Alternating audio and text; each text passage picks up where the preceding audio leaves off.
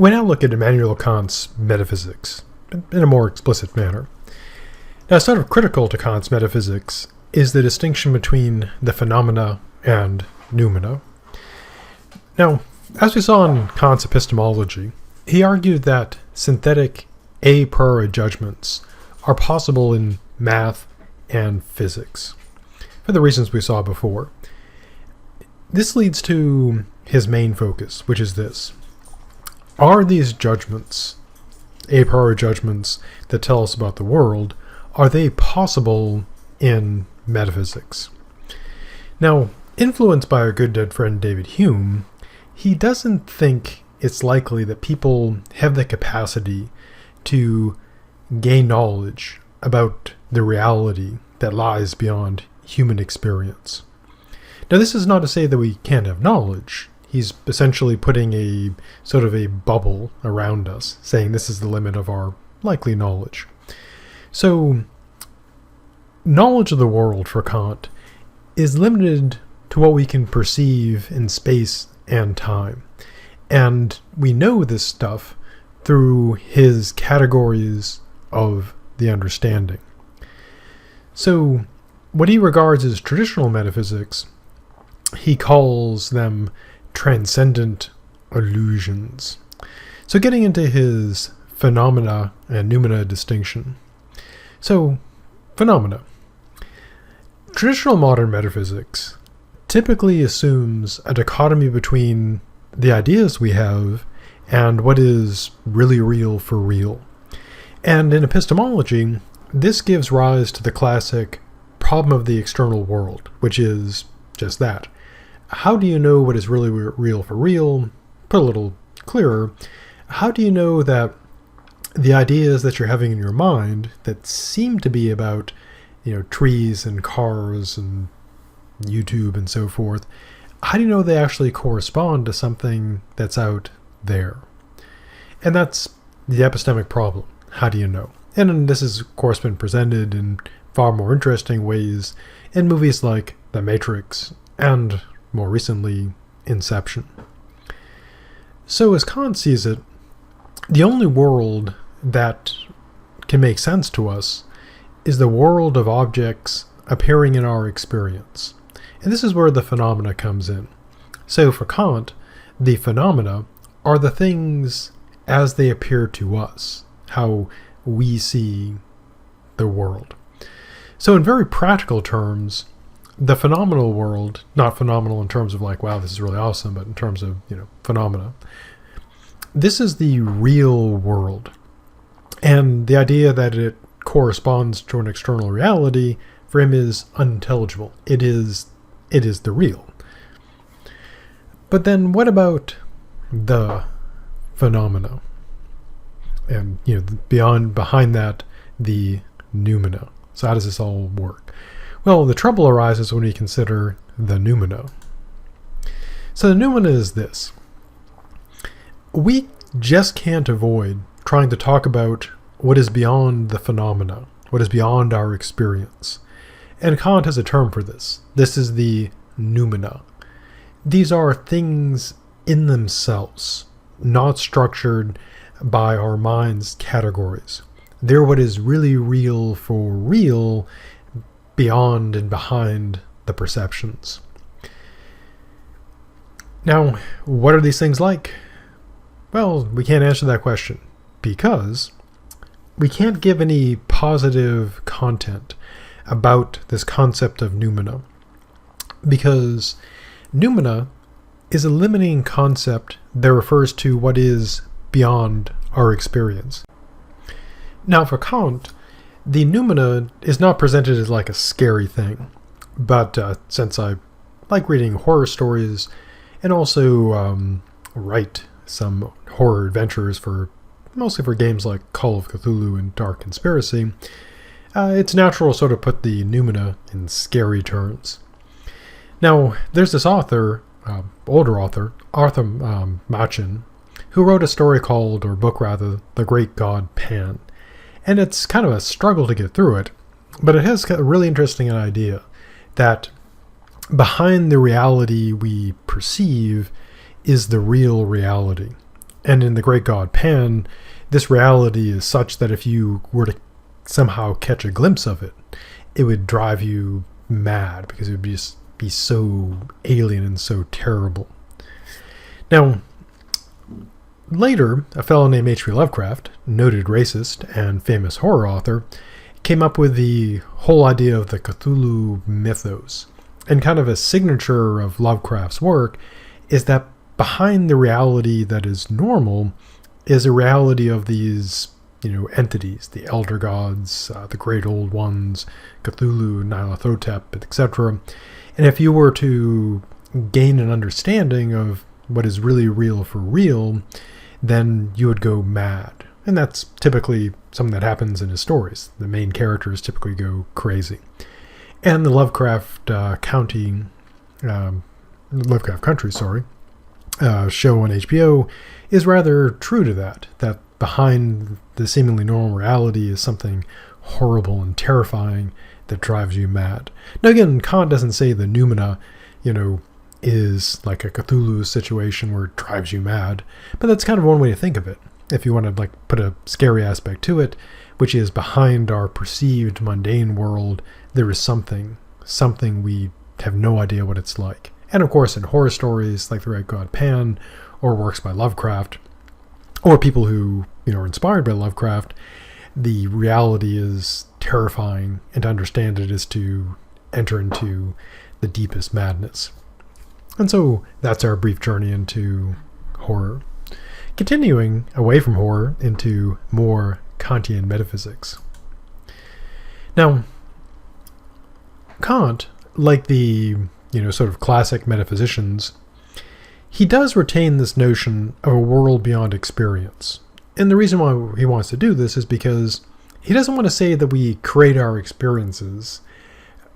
Rather, he wants to say that we give our experiences a specific form. So he does want to say that there is a reality outside of us, but he's doing something rather different here. So for Kant, the contents of our sensations must be the result of external causes. So there's something outside of us causing our sensations. So he's not embracing the idea of phenomenology, that all there is the ideas, and he's rejecting skepticism. He's pretty confident there's something out there causing our sensations. So his reference to the phenomena as appearances does seem to imply that they're somehow related to the noumena, to what is really real for real. But this gets him into a bit of a problem, because this would seem to require applying the concept of cause, one of his 12 categories from his epistemology, that we use to structure our experience.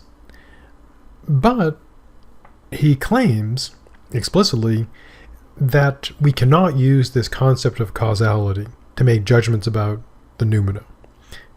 Why? Well, causal judgments only apply to the contents of experience, and by the way he defines the noumena, we never experience the noumena. We only experience the phenomena that is presumably caused by the noumena. So he's in a classic dilemma. A dilemma is where you have, two possibilities, and often they don't have to be, but often you have two options and they're both, bad options. So here's his dilemma. If phenomena are appearances caused by external reality, then he seems to have abandoned his epistemology, because the way his epistemology works, the phenomena can't be like that. But, and here's the other horn of the dilemma, if he denies the noumena cause the phenomena, then how are they related? Going back to our methods of metaphysics, if the noumena do nothing, then by Occam's razor, simplicity, explanatory power, etc., they shouldn't be there. And why don't postulate them. But then we end up with phenomenology. We just have our our experiences and seemingly nothing causing them, which is an option. We'll see this when we look at our good dead friend Berkeley.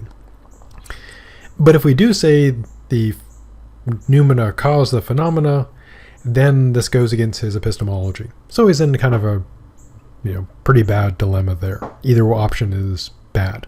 Now his defenders think think he can get around that, but it does seem to be kind of a serious problem. So how does he keep doing metaphysics in light of his, epistemology and problems, etc.? Well, he hits on a pretty clever idea or a clever trick, depending how you feel about Kant.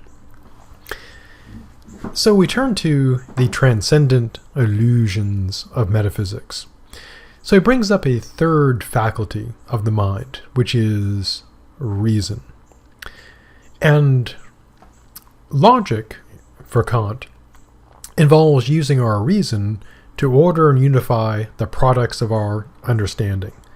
And of course, our understanding gets stuff in part from our sensibility, from our senses. So those faculties are senses, roughly put, brings in the information. Think of it by analogy like your camera on your smartphone. The understanding understands stuff, obviously. And then the logic, we use that to order and unify the products of the understanding. Now he believes that pure reason, or believes since he's pretty dead now, pure reason generates its own concepts. And he sees these as referencing what transcends all experience, which leads to the transcendental ideas. The three are these: self, cosmos, and God. So, quite the trinity. So, what's the problem here? Well, as Kant saw it, our reason mistakenly applies the categories of our understanding beyond their proper boundaries, which is, for Kant, the realm of phenomena.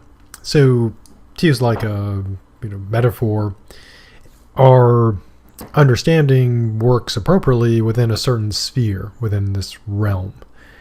But beyond that doesn't apply. And you can use an analogy to think of it like an airplane. It flies, just fine in the air, but it's not going to do so good in space, and can't reach there. So our theoretical knowledge for him is limited to the realm of experience, which again is sort of his fusion of empiricism has to be based on experience. With rationalism, we have these a priori concepts. So what happens if our pure reason somehow runs beyond our experience and draws conclusions about this mysterious noumena? To use the analogy, if we go off into space. Well, what he claims is things go bad. Paradoxes arise, illusions arise, and so, bad stuff. So he turns to discussing these areas of metaphysics that have generated what he calls transcendent illusions: the self, cosmos, and God. So first, let's take a look at the self. Now, we do have a notion, most of us, laying aside like many philosophers, we have the notion sort of intuitively, commonsensically, culturally, that there is a self or soul, an enduring non-physical substance. Most, religions of the world have some sort of conception of like self that, persists after death. Christianity, Islam, etc., obviously quite big on the notion of the soul. Other religions have similar things, or of course not all do.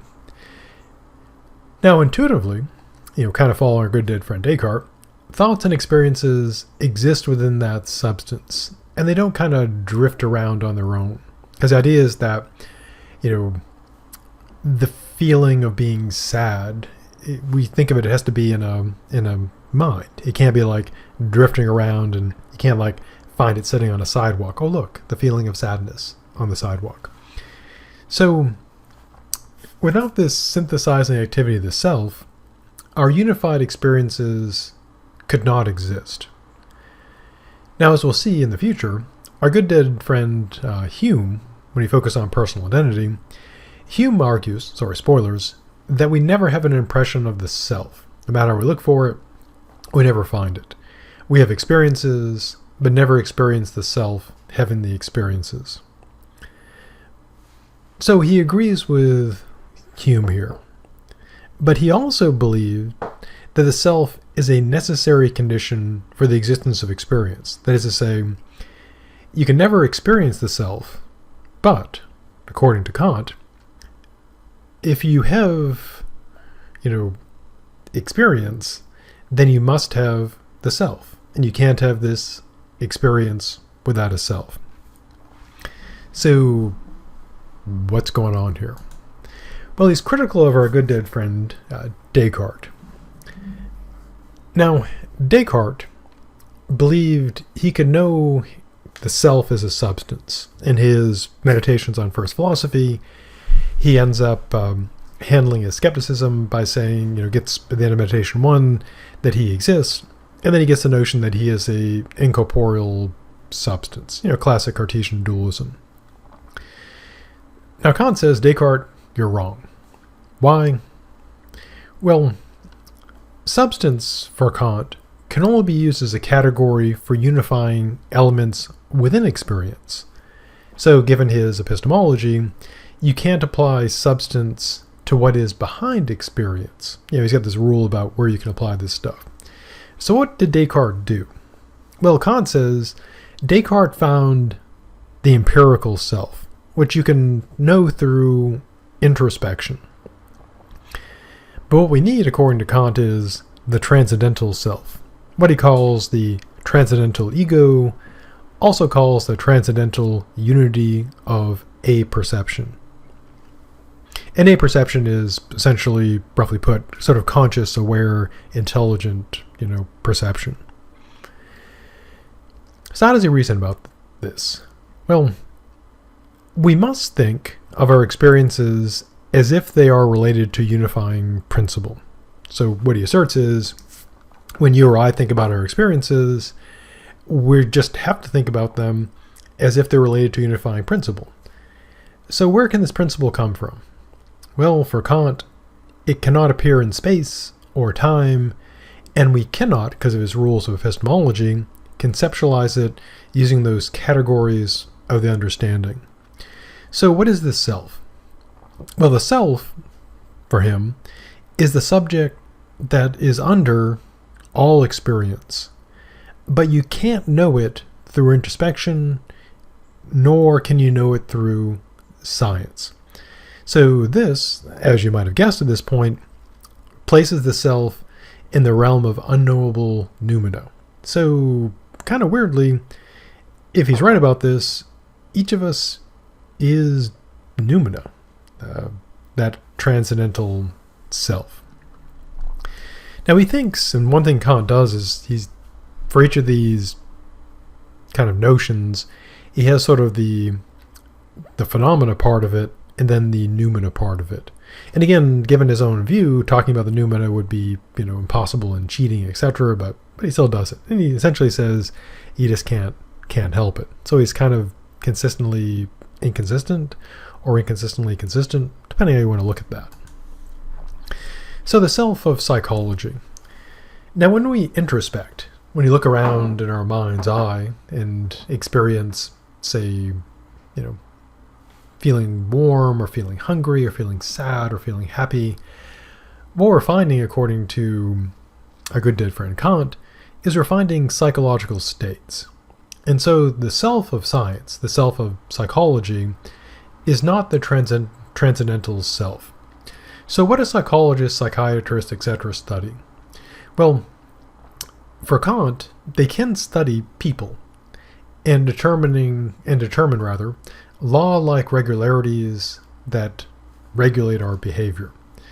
So science is studying the phenomena, but does not study the noumena, because it is beyond the reach of science.